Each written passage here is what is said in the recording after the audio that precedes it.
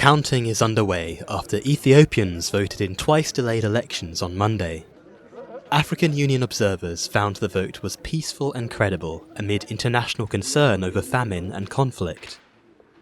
With a large turnout, some polling stations had to stay open overtime.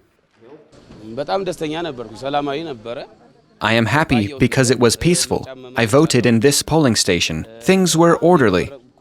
The only problem I saw, there were long queues, and the pace was slow. Apart from that, all went well. But a day after the vote, a military airstrike on a market in the war-torn Tigray region clouded the vote. Survivors were brought to hospitals after what witnesses described as aerial explosions at the peak of trading in the market in the town of Totoga.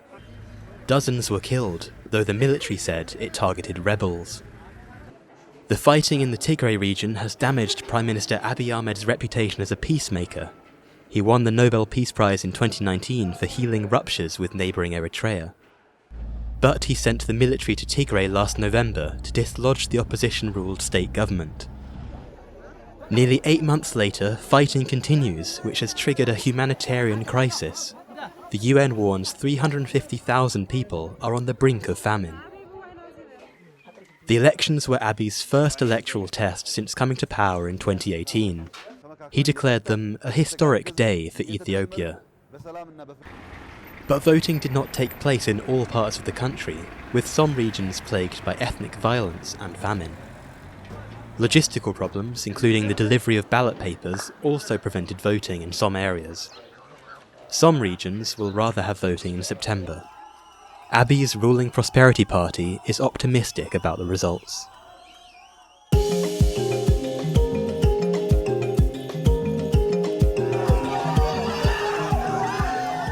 Ivory Coast's ex-president Laurent Gbagbo has returned home after 10 years in exile. Gbagbo was arrested and deported in 2011 after months of violence sparked by his refusal to concede defeat in an election. But a decade on, many still revere him as a hero. He's returned! It's over! It's over! I'm more than happy. Today Laurent Gbagbo has arrived. It is like the whole Ivory Coast has come back to life. Current President Alassane Ouattara, who beat Gbagbo in the 2011 vote, approved his return shortly after Gbagbo's acquittal of crimes against humanity by the International Criminal Court. The conflict that followed his refusal to give up power claimed about 3,000 lives. I am glad to be back in the Ivory Coast and back in Africa. His return was not without incident. Police used tear gas to disperse those who went to greet him at the airport. Scuffles broke out between law enforcement and Gbagbo's supporters. Despite unrest in the short term, authorities hope his return will ease tensions in the long run. They are seeking to recast him in the role of a statesman who can calm the waters after Ouattara won a third term in office last year in elections marred by violence. Barely back in the country, Gbagbo focused on personal matters, filing for a divorce from his wife. Simone Gbagbo wielded significant political influence as First Lady and was arrested alongside her husband in April 2011. Her future role in the Ivorian political landscape is unclear.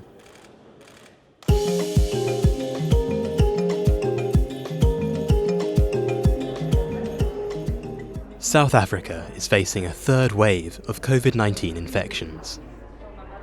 The number of registered cases has rocketed since April, from less than 800 a day to more than 13,000. The curfew has been extended, and in the capital Pretoria, in the worst-hit province of Gauteng, the army has been sent in to help overwhelmed hospital staff. It's scary actually, with the numbers growing so much, and people still skeptical, people still not wearing masks and everything. So we really do encourage people to please come and vaccinate so that we can beat this virus. South Africa is the worst hit nation on the continent, with almost 1.8 million cases. But just 1% of the population has received a vaccine. The country will host Africa's COVID-19 vaccine production facility, the WHO announced this week. A technology transfer centre will pave the way for vaccine production hopefully by next year. We just cannot continue to rely on vaccines that are made outside of Africa because they never come, they never arrive on time, and people continue to die.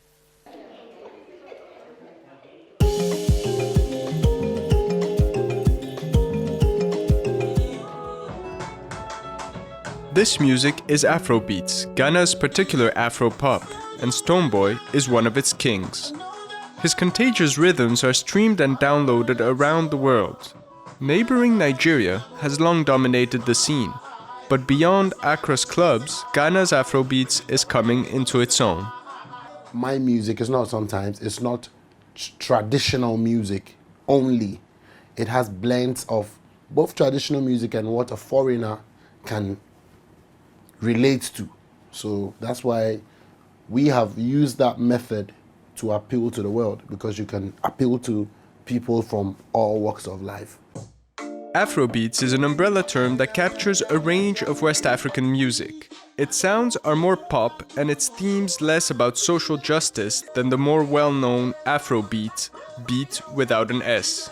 The hit One Dance featuring Canadian superstar Drake and Nigeria's Wizkid propelled Afrobeats into the global mainstream. But thanks to artists like Stonebwoy, Ghana is stepping out of the shadows of its large neighbor. Ghanaian Afrobeats is known for highlife, a music form from the colonial era. It combines traditional rhythms of the Ashanti people with instruments brought by the British colonizers.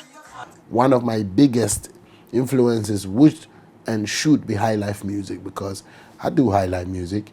You pick a couple of my songs, you find highlife music. I have a lot of highlife melodies embedded in my songs, so highlife is a very strong foundation. Musicians attribute their music's wide appeal to its mixture of genres. And Ghana music actually stands out because I think it's more complex and advanced than other musics in certain parts of Africa. I mean, when you take East Africa, the music is very 4/4, it's very straight.